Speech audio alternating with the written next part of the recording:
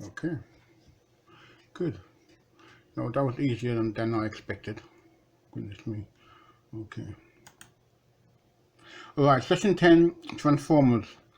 To understand the construction of a simple transformer, be able to state how voltages are changed. Okay. Now again here, this is what we've done previously. So you need to look back at some of the videos on my channel to make sure that you are familiar and you have the relevant knowledge and information that you need.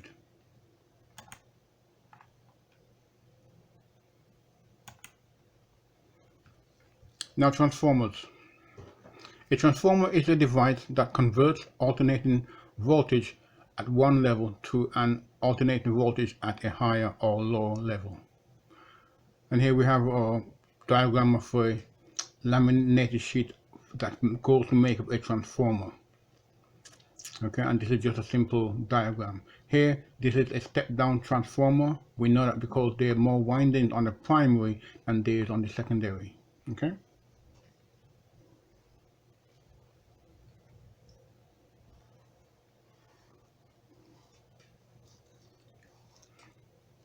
The above diagram shows a simple double wound transformer. The coil on the left is called the primary and the coil on or winding on the right is called the secondary. Okay.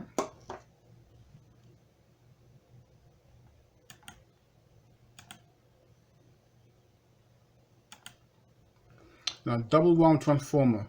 Now, a double wound transformer is actually a coil wrapped around a coil, and the inner coil will form your primary windings and the outer coil will form your secondary windings, and this is done by the primary coil create an induction of magnetic flux into the secondary coil, causing that to create a transformer system. Now it is quite proficient actually, and when you look at the diagram you see that it is a coil wrapped around a coil, and basically it relies upon the interchange of the magnetic flux.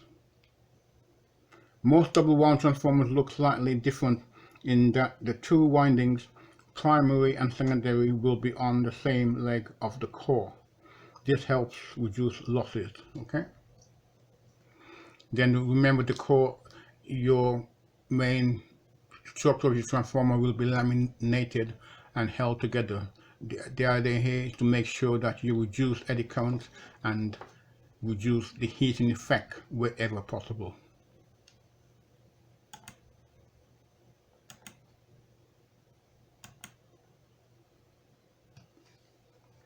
Now, three-phase transformers, and here we have three-phase transformers, and here we have brown phases, black phases, gray phases. Okay, and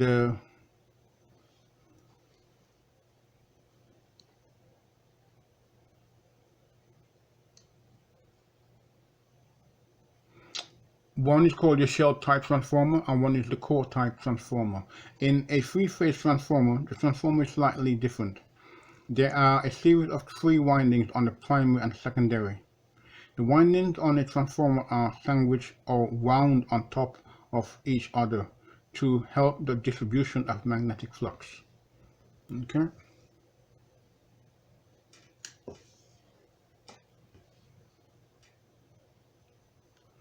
Now you will need to look at this. Now you cannot see what I am looking at, so you will need to look at the video itself to see how this links in. Okay.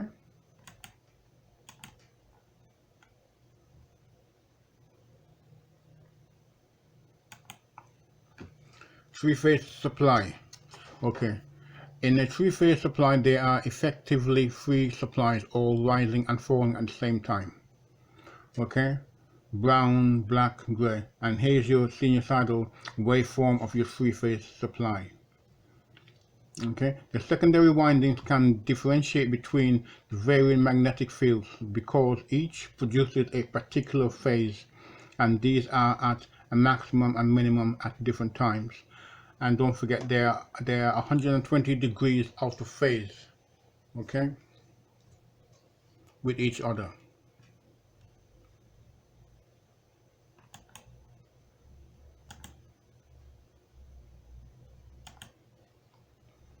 Now here we have an auto transformer, very interesting auto transformer.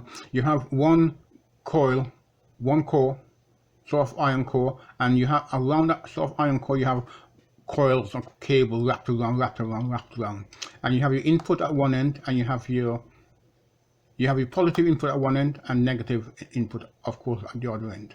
But it all goes through that coil, and to take your voltages off, you simply tap at a given point along the iron core to tap your voltage is off, and that will give you your voltage. So you can have a variation of voltages coming from your auto transformer, like you would have in your, these transformers we have that gives you 4.6 volts, 5 volts, 6 volts, so forth.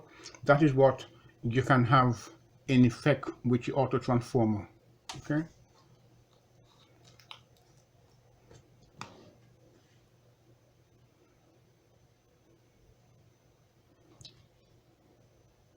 An auto transformer differs from a normal transformer because there is only one winding. To get different voltages, there is no reduction of turns on the secondary, but there is a direct connection to the coil. So you simply tap off the voltage from the coil that you want at that point in time. Okay? An advantage of this, you can reduce the overall size of the transformer. Disadvantages are that under fault conditions, a supply voltage can appear across the secondary, which means this transformer cannot be used for isolation purposes.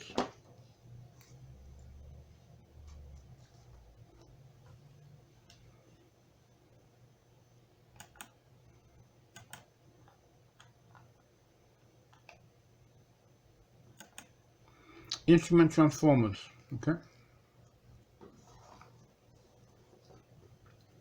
In large power circuits, it is not possible to measure either current or voltage directly. This is because the meter used would have to be very large for the levels of voltage and current. When measuring instruments placed in circuits, it is not appropriate because of the large voltage and current. Then voltage transformers and current transformers are used.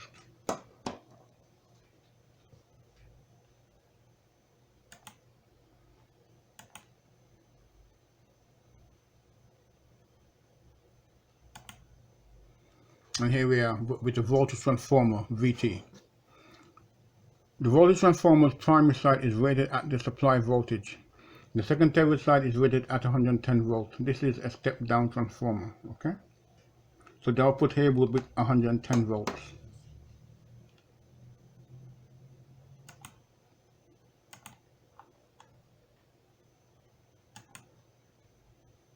Now current transformer, CT. Now the primary windings you have here, okay? Secondary winding, current transformer itself has coils wrapped around a core, okay?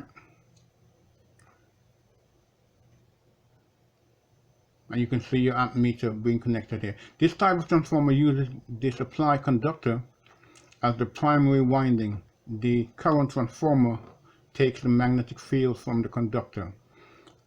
The CT is a step-up transformer.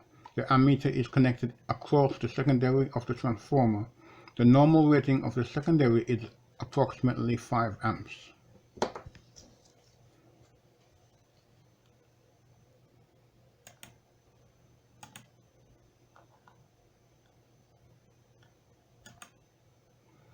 And here we have current transformer, okay?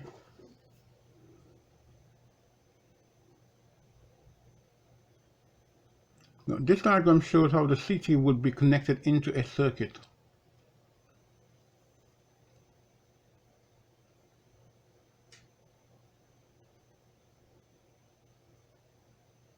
Yes. The switch across the secondary is for protection and isolation of the ammeter. However, this is not recommended in the EWR 89 regulations. Electricity at Work Regulation 89 regulation. Now, please check this regulation again, 89, in case it hasn't been modified or changed. Okay, so don't take this as read. Okay, these regulations are open to modification and updating at given point in time. So make sure that this is still relevant as it stands. So the supply is usually switched off or isolated before working on an instrument.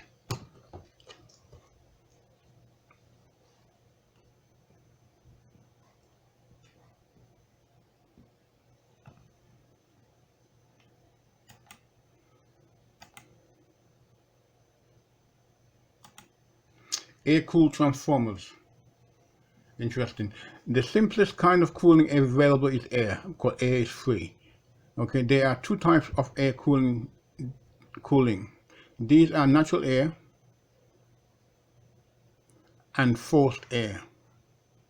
The air-cooled transformer will be labeled with one AN or the other AF, or possibly both. It is important to check for damage before installing the transformer.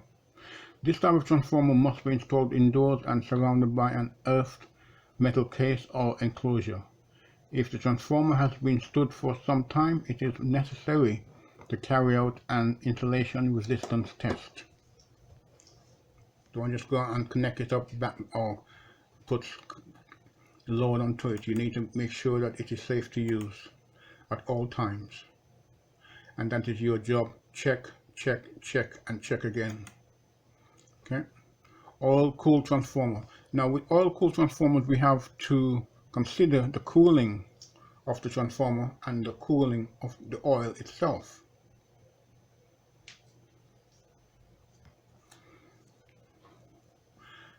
The labeling on oil-cooled transformers has 4 letters, possibly ONAN or oil natural A natural.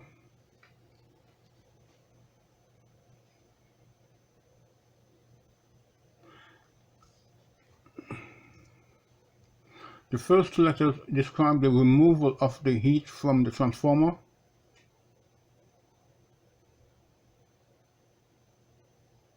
And the second 2 denote the removal of the heat from the oil.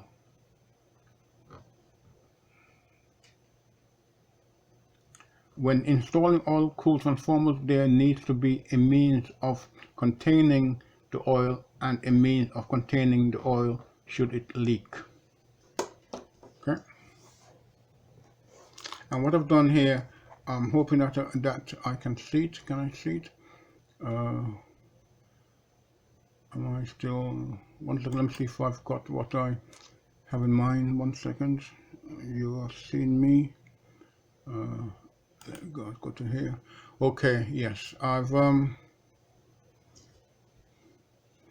looked at some of these and try to ensure that we give it an idea as to the real world usage of these things. Okay, feel free to do your own research as well in addition to this. Okay, so forth.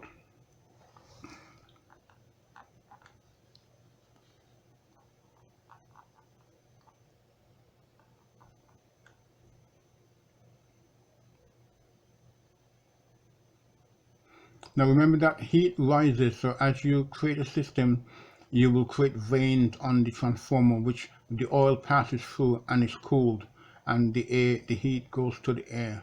It would be very interesting actually if